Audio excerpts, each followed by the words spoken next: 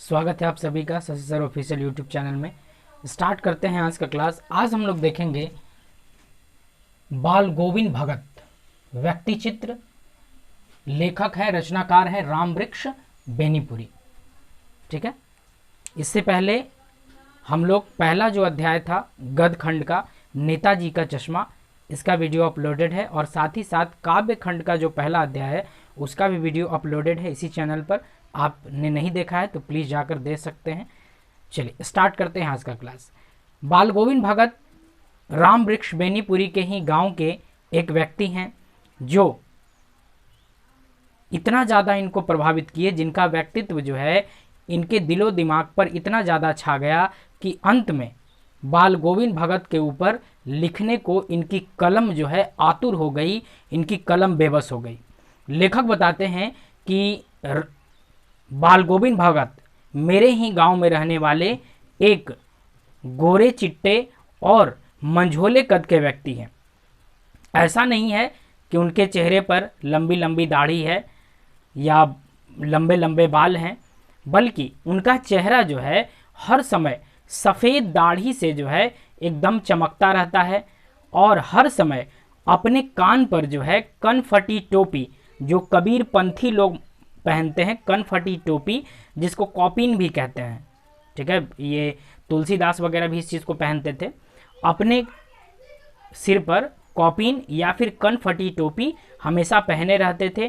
कपड़ों से तो ऐसा लगता था जैसे बाल गोविंद भगत को एकदम एलर्जी थी। कपड़ों के नाम पर केवल एक लंगोट पहन लेते थे। हाँ, सर्दी वगैरह का अगर मौसम आया तो एक कंबलिया ओढ़ लिए, बस इसी से इनका काम चल जाता था। वेशभूषा से ऊपर जो हमने आपको विवरण दिया, इस वेशभूषा से लगता है कि साधु थे, लेकिन ऐसी बात नहीं है। बाल गोविंद भगत जो है पूर्णतः गृहस्थ थे और गृहस्थ होते हुए भी साधु थे, क्योंकि एक साधु में, एक संत में जो भी गुण होने चाहिए, जो भी लक्षण होने चाहिए, वे सारे लक्षण बाल गोविंद भगत में थे। क्या क्या लक्षण थे?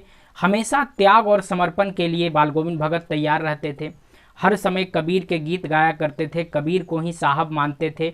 और तो और कभी भी किसी भी व्यक्ति से दो टूक बात बोलने में हिचकिचाते नहीं, बेवजह किसी से झगड़ा मोल नहीं लेते। किसी वस्तु को बिना पूछे, मान लिया किसी दूसरी की वस्तु है तो उससे बिना पूछे उसका इस्तेमाल नहीं करते, उसे व्यवहार में नहीं लाते। और कई कई गुण तो बाल गोविंद भगत में ऐसा था जो लोगों को अतिशोक्ति जैसा लगता था। अगर किसी के सामने कह दो तो सुन के अगला को लगता था कि ऐसा कैसे हो सकता है। जैसे उनके विषय में एक बात कही जाती है कि बाल गोविंद भगत दूसरों की चीज़ को जो है हाथ तक नहीं लगाते थे। यहाँ तक कि जब खेतों में शौच करने जाते थे तो शौच करने के लिए दूसरे के खेत में बैठते तक नहीं थे। इतना नियमबद्ध रूप से रहते थे। कौन? बाल गोविंद भगत।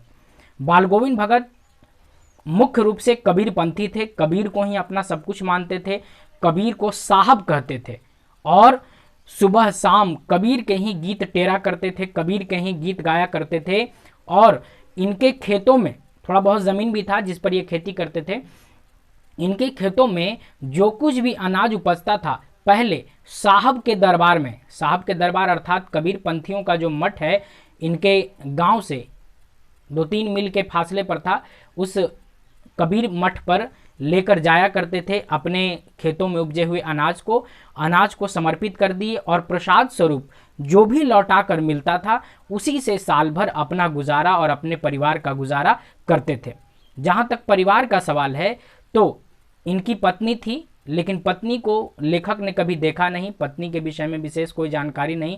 हाँ, इस दुनिया में अगर इनका कोई है तो एक बेटा है और एक बहू है, और विशेष कोई इनका दुनिया में नहीं है। लेखक बताते हैं कि इन सब गुणों के बावजूद मैं सबसे ज़्यादा अगर बाल गोविंद भगत के ऊपर आकर्षित था तो आकर्षण का कारण था उनके द्वारा गाए जाने वाले गीत। सुबह शाम वे कबीर के दोहे गाया करते थे और लेखक बताते हैं कि जब वे कबीर के दोहे अपने स्वर में गाया करते थे तो ऐसा लगता था जैसे कबीर के दोहे जीवंत हो उठे हैं। कबीर के दोहे क्या हो उठे हैं, जीवंत हो उठे हैं, और उनके प्रति आकर्षण का मेन कारण उनके गीत थे। लेखक बताते हैं कि आषाढ़ का महीना है, चारों तरफ झमाझम बारिश हो रही है, ठीक है, हलवाहे खेत जोतने में लगे हैं, रोपनियां धान रोपने में लगी हुई हैं, और उसी समय जो है एक मधुर स्वर सुनाई दे रहा है, जिस स्वर का एक हिस्सा स्वर्ग तक जा रहा है और उस स्वर का दूसरा हिस्सा जो है जमीन में जा रहा है। ये और तो और ठीक उसी वक्त महिलाएं जो हैं कलेवा लेकर खेतों की पगडंडियों पर बैठी हुई हैं। सभी के पैर जो हैं उनके आवाज को सुनकर झूमने लगते हैं। हलवाहों की जो गति है वो बढ़ जाती है, रोपनियों की गति बढ़ जाती है। लेखक बताते हैं ये पूछने की जरूरत नहीं और बताने की जरूरत नहीं कि स्वर किसका है, निश्चित तौर पर यह स्वर किसका है, बाल गोविंद भगत का है, जिसके स्वर को सुनकर लोगों के अंदर एक नई ऊर्जा, एक नई स्फूर्ति का क्या होने लगता है, संचार होना शुरू हो जाता है। लेखक बताते हैं बाल गोविंद भगत मौसम चाहे जैसा हो, आषाढ़ के महीना का हो, ठीक है, लगे हुए हैं, पूरे कीचड़ में लथपथ हैं। एक एक धान का जो बिचड़ा है, एक एक धान का जो पौधा है, उसको लगातार एकदम तल्लीनता से जमीन में बोए जा रहे हैं, और साथ ही साथ उनके मुख से जो है एक एक शब्द जो निकल रहा है, गीत क्या, वह सुनने वाले को क्या कर दे रहा है, मुग्ध कर दे रहा है, मंत्र मुग्ध कर दे रहा है। बारिश के चलते लोग ठिठुर रहे हैं, लेकिन इस ठिठुरन के बीच जो एनर्जी, जो ऊर्जा संचारित कर रहे हैं बाल गोविंद भगत अपने गीतों के माध्यम से, वो अविस्मरणीय है, अवर्णनीय है, जिसका वर्णन आप नहीं कर सकते। लेखक बताते हैं आगे चलकर आता है भादों का महीना।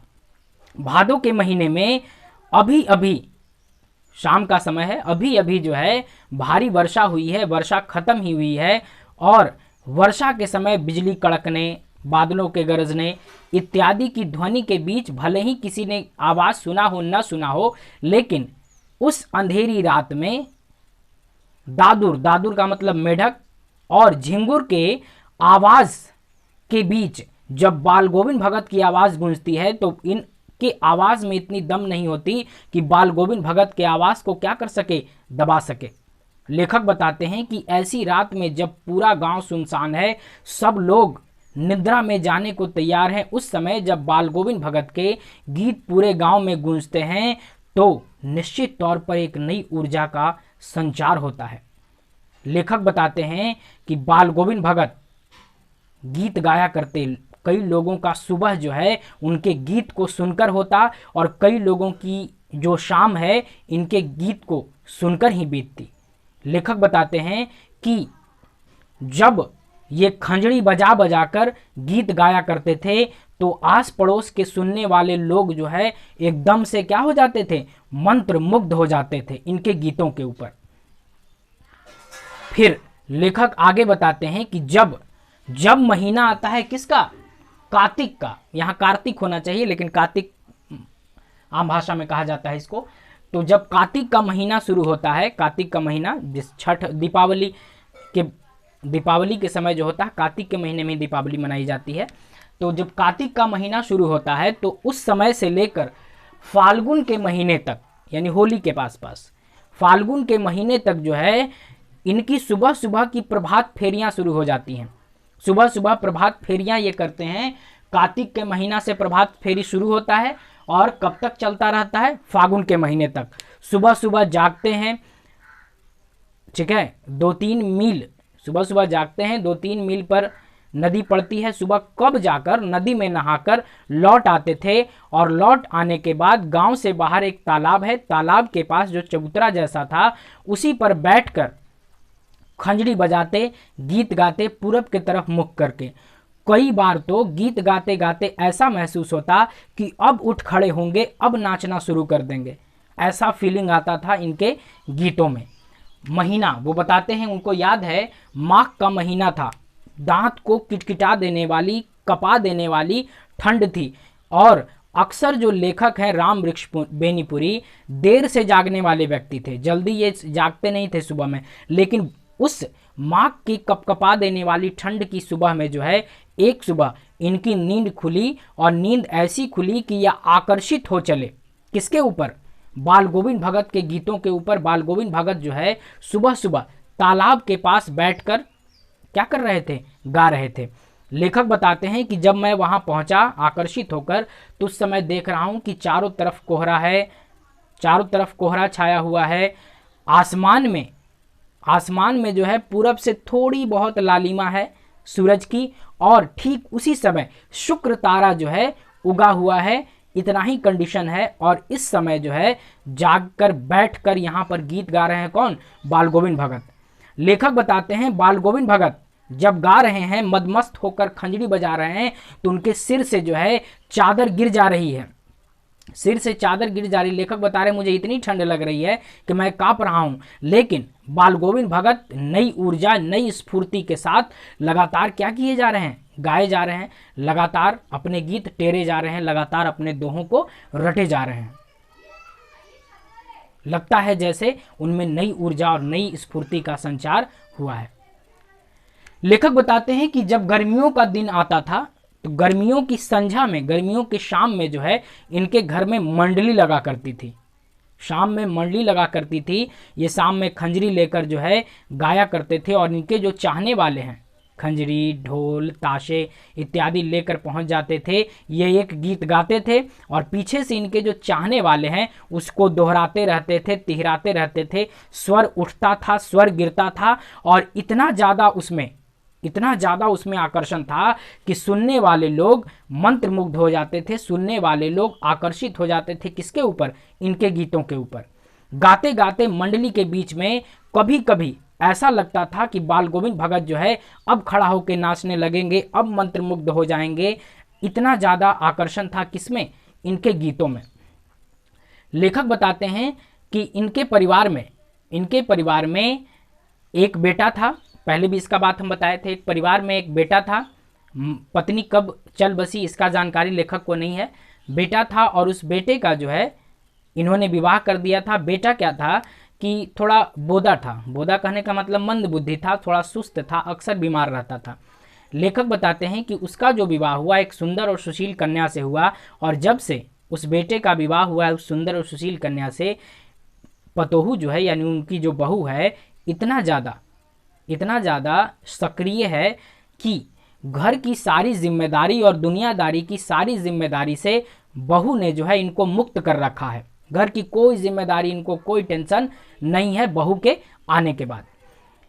बेटा जो है अक्सर बीमार रहता था, लेकिन दुनिया के लोगों को जो है उसकी बीमारी से कोई सरोकार, कोई मतलब नहीं था, कोई देखने वाला नहीं था। लेकिन जब बेटा मरा, एक दिन खबर पहुंची इनके पास भी कि बेटा जो है मर गया है। जब बेटा मरा तो गांव वाले जुटे, लेखक भी देखने गए।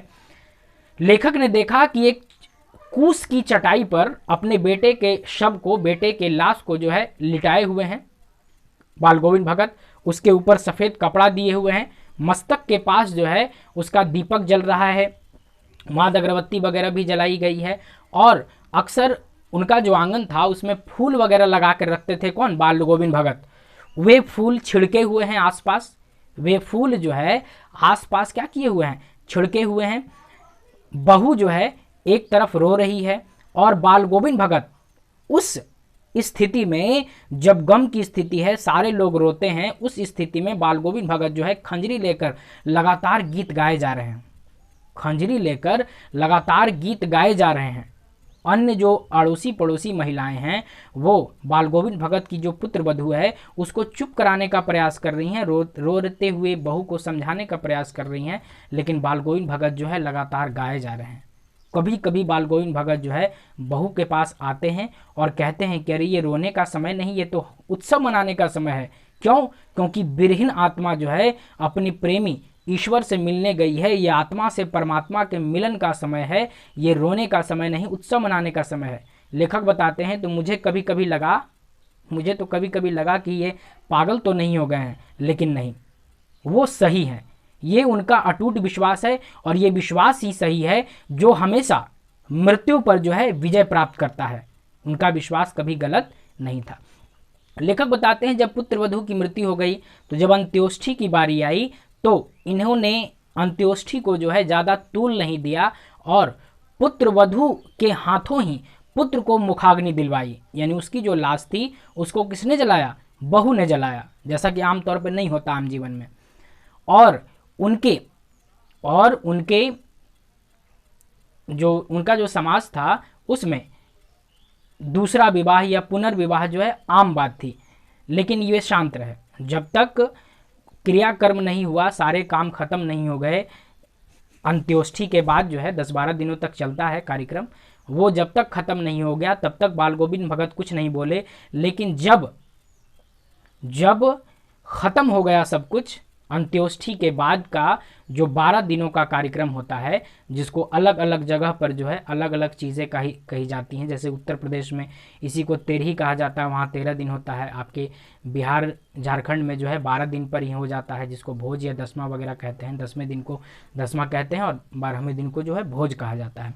तो जब हो गया सब कुछ, तो इन्होंने क्या किया कि पुत्र वधू के भाई को बुलाया, यानी बहू के भाई को बुलाया और कहा कि इसे ले जाओ अपने घर और इसका पुनर्विवाह कर दो, दूसरा शादी कर दो।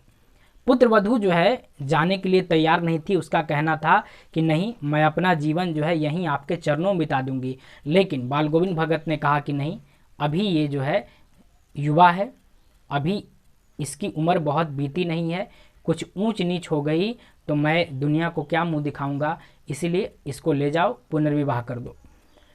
बाल गोविंद भगत की जो बहू थी पैर पकड़ ली और कही, नहीं पिताजी, आपका जो जीवन है, आगे आप बूढ़ा हो गए हैं, अब आपको खाना पका के कौन देगा? आप अगर बीमार होंगे तो आपकी देख रेख कौन करेगा? अगर हम नहीं रहे तो एक चुल्लू पानी देने वाला भी आपका नहीं है, हम आपको छोड़कर नहीं जाएंगे।